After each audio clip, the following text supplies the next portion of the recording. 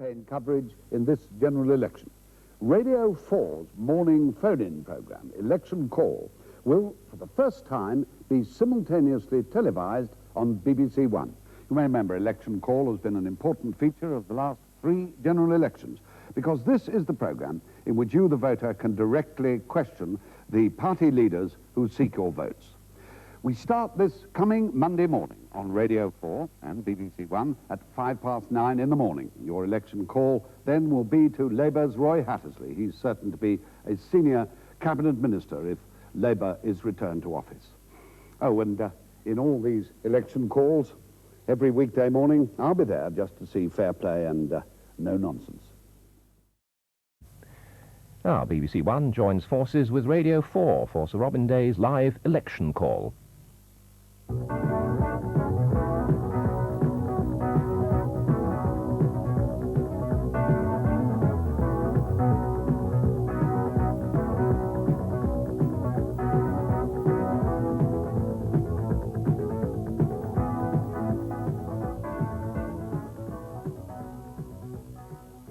Good morning. Here I am with the first of our election calls, and this is the phone-in programme which enables you, the voter, in your own home or workplace, directly to question some of the leading politicians who solicit your votes for their parties. The number to ring is 01 580 4411.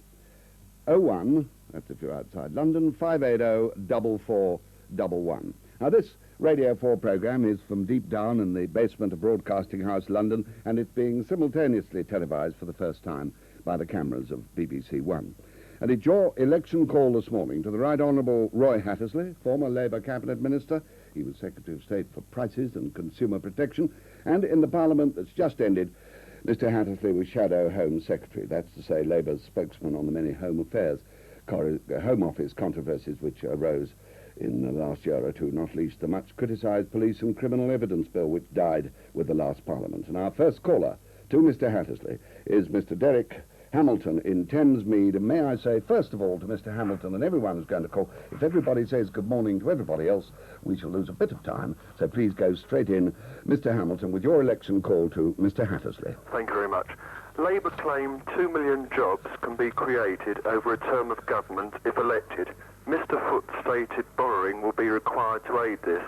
Why should this means of job creation be any more successful than when adopted by the last Labour administration, which also doubled unemployment? Thank you, Mr Hamilton. Mr Hattersley, would you answer his question? Well, to begin with, I think it would be a great achievement if it was just as successful as the record of the last Labour government.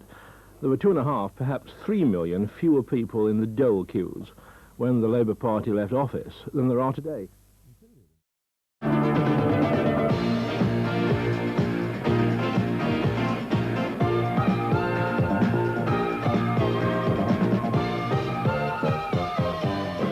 Tell him that in a Labour cabinet, Mr Hattersley, which you obviously will be, if there is one, that you will oppose coming out of the common market? No, I can't tell him that, because Okay. the policy document says we're going to do it, and if I fight on the policy document, it's my duty to stick to it when we're elected. But I'll keep reminding my colleagues of the realities of the situation. So you will fight against it? No, that's not what I said, Robin, and you Well, know what I said. That's what you meant, though, isn't it? No, it's not what I meant. And what I meant was that I shall tell the truth as best I can, but I'm committed to that document because that's where I signed my papers when I joined the regiment 30 years ago.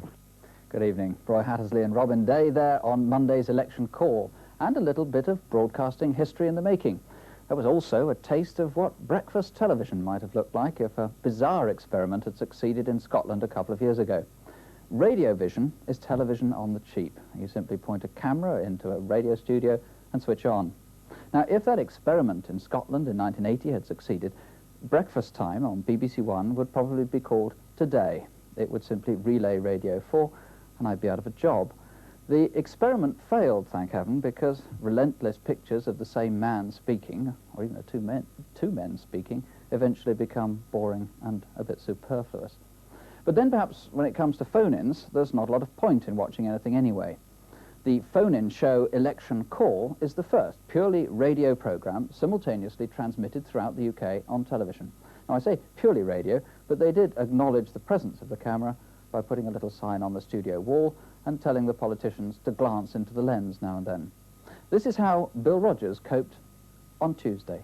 I mean, if the bombs exploding in Belfast and in Londonderry were exploding regularly in London and Birmingham and Newcastle, then I quite agree there might be a much sharper response than some people in Northern Ireland feel they're getting. People reading your party's new manifesto, Mr. Rogers, may have some sympathy with Mr. Doherty in Londonderry, because it's hard to find much, if anything, about Northern Ireland in your manifesto. That's quite right. It's quite right. Is there anything about it? We haven't got a fully worked out policy. Because is there anything about it in your manifesto? Yes, there is a reference to Northern Ireland, but our view is that the present government's initiative deserves to be supported, and we're looking for a long-term solution and trying to end terrorism meanwhile. And to complete the political balance, here's the heat on Norman Fowler from Wednesday's show. I'd like to know from Mr. Fowler, what sort of job vacancies am I going to be capable of getting with very few qualifications, no references, no past experience, and what job vacancies for me are going to come? What actual jobs? Mr. Fowler, that question goes right to the heart of this election campaign. It does indeed. I think that Mr. Mason will accept that we have spent a tremendous amount upon youth training. I don't know if Mr. Mason... Hello. Hold on, Mr. Mason. Hold on, hold on, Mr. Mason. Let's not trip over one another. Let Mr. Fowler reply and you can come back. Okay? Yeah. We've spent a great deal upon youth training. We're spending this year something like £2 billion. That, I think, is absolutely right. But there is not a neat, pat answer, Mr. Mason, to your question. Well, from radio vision to television proper. Later, we'll be reviewing Sir Robin Day's other audience participation show, Question Time. Also, Vietnam, orchestra, and food and drink. Listeners of Radio 4, here's the first in our daily pre-election series, Election Call, with Jonathan Dimbleby.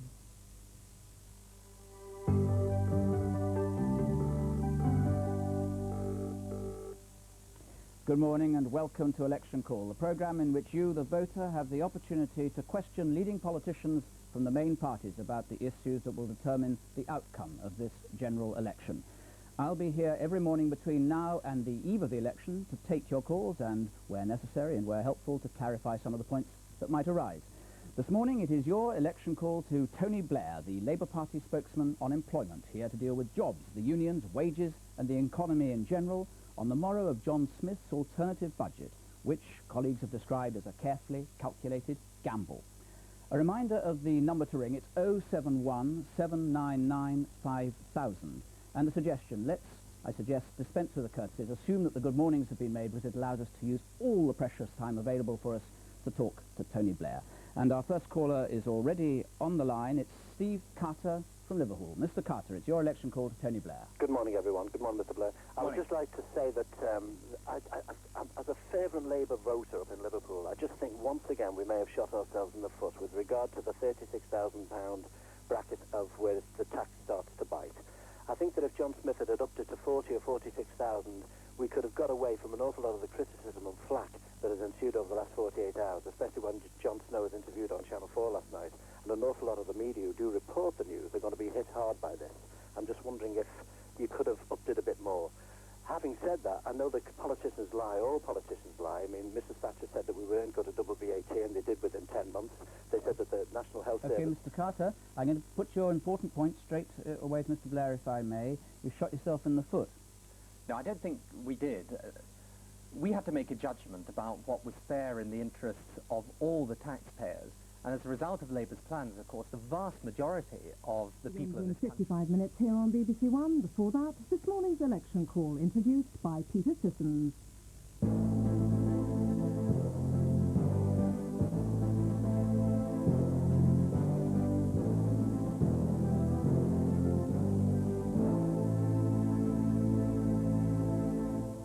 Good morning. Welcome to the last election call of this campaign on BBC One, Radio 4 and the BBC election website.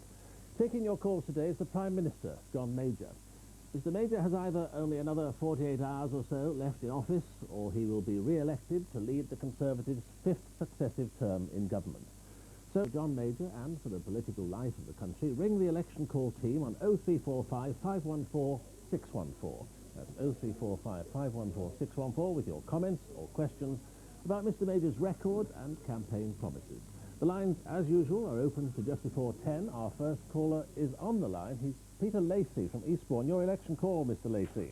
Since Nigel Lawson created the inflationary situation in the late 80s, followed by economic recession in Britain well before the rest of Europe, and the ERM fiasco in the 90s, the personal effects on me were as follows. Loss of my house, near bankruptcy, made redundant twice, unemployed for 2 years, now earning less than 10 years ago, and I'm now a tenant in a housing association property whose rent takes about a third of my income because there's no cheaper council housing available. Do you really expect me to vote Conservative, Mr. Major? Well, Mr. Lacey, thank you for setting that out so clearly. Let me deal with the particular points that you make and take them one by one. You started, and I think quite accurately, with the evils of inflation. What we have seen, I'll come particularly to your position if I may in detail in a moment, what we've seen repeatedly right the way in the period since the Second World War, that time and time again we've had the economy moving well and inflation has come in and created problems. Inflation rises, interest rates rise, mortgages rise, companies get into difficulty, and you clearly have faced the problems that follow directly from that single basic evil of inflation.